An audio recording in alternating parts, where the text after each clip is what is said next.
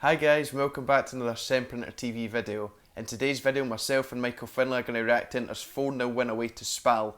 Be sure to let us know down in the comments below what you made of the match, and don't forget to like and subscribe too. Hey Cammy, yep, obviously I'm happy with that result. It's a match that we should have won, and I'm glad that we did it with the control and confidence that we did.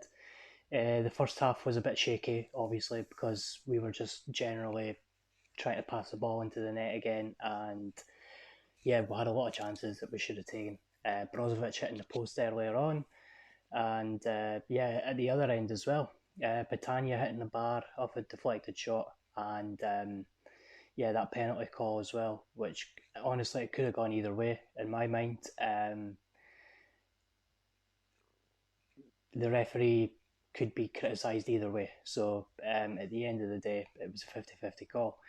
Other than that, yeah, happy with the way the team played, especially in the second half again. That's 2 games in a row now where we really came alive in the second half. And yeah, I thought the link-up play, especially with Lautaro and Sanchez, was really, really impressive. I feel like Lautaro's finally starting to get into match form a little bit. His ball control and his touches and flicks around the corner and everything to link up with Sanchez and other members of his team is really starting to come alive, so I'm happy with that. And the work rate of Sanchez is just incredible, which we'll get more onto later. And yeah, the goals, easy enough. Candreva to start off with, 2 goals from the wing. Candreva and then Baraghi. We had so much space there. And yeah, it was really, really good to watch, especially overloading the flanks and exploiting that weakness of the opposition. So yeah, happy with that. Other than that, not really much else to say. Obviously, we rested a few players. Stefan de Vrij was 1 yellow away from suspension, and we've got Roma next. So it was important to make sure that the team gets through unscathed and in as strong position as possible to face them on the weekend. So yeah, happy with that. Yeah, I agree with you there, Michael. I felt the first half was probably one of the easiest first halves that we've had throughout the whole season. We were in complete control. SPAL were doing very little in the way of pressing and didn't really challenge us all that much. Andrea Petagna did hit the bar, but aside from that, complete control from us, and we deservedly took the lead for Antonio Candreva. Inform Alexis Sanchez, teeing the ball up to him, and he had so much space and finished well into the bottom corner. A few minutes later, I felt we were perhaps a little lucky not to have a penalty awarded against us. Semir Handanovic clattered into their player, and I mean, I think it was one of those where you've seen them give in, but others have kind of not went. Fortunately, this time it wasn't awarded and wasn't something that ended up costing us or anything like that. As for the second half, we've made a bit of a habit of scoring early goals and in fact multiple goals early on, and that was no different tonight. We scored 2 within about the first 15 minutes of play resuming. Cristiano Braghi scored a second goal for a really, really well taken finish from outside the box through a number of bodies, and then he turned provider a few minutes later and gave Alexis Sanchez a very much deserved goal as he put it on a silver platter for him to head home from yards out. We continued to absolutely cruise this game. SPAL, again, done absolutely nothing. Really, really poor performance from them.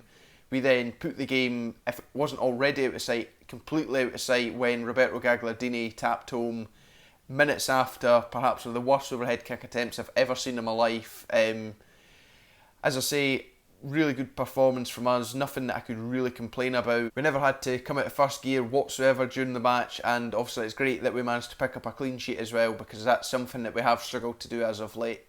Moving on then to the top and flop section for this week. Michael, what was the top for this match? My top for the week is probably a bit of an obvious one, but it's Alexis Sanchez. I felt he was just brilliant again.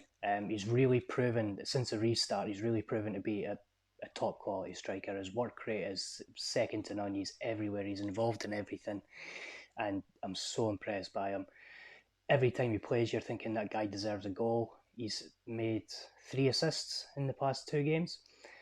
Scored again tonight, and yeah, he's really, really shown that Inter should try their damnedest to redeem him and keep him on, at least for another season. If they could extend his loan, or possibly buy him permanently, as long as the wage demands aren't as crazy as what they are right now, then yeah, I'll be more than happy to have him next season. So yeah, other than that, just I hope he keeps up his form. He's really, really proven to be. He's given Conte a headache as to who to start up front, especially when Lukaku gets fit again. So it'll be interesting to see how that pans out. And yeah, I mean, it's a good problem to have, and it's not one we're used to having, especially in the past few years. So yeah, happy with that. And yeah, Alexis, keep it going. Yeah, I agree with you there. As for the flop, I mean, I think it's always hard to pick a flop in such a resounding win when nothing really went wrong. So therefore, I'm going to go for the referee. I felt perhaps in the first half he was a little too lenient, did let quite a lot go, and there was, of course, that kind of dubious penalty call that I'd mentioned in my review. In the second half, he did start kind of booking players a lot more regularly, as if he was kind of trying to make up time. And in addition to this, he just kept getting in the way. I think it was 2 or 3 times that he kind of got in the way, and whether he just really wanted to play, I don't know. But even if he did decide to join SPAL's team, I don't think they would have had any better luck against us, because they were just really, really poor and we were dominant and deserved winners.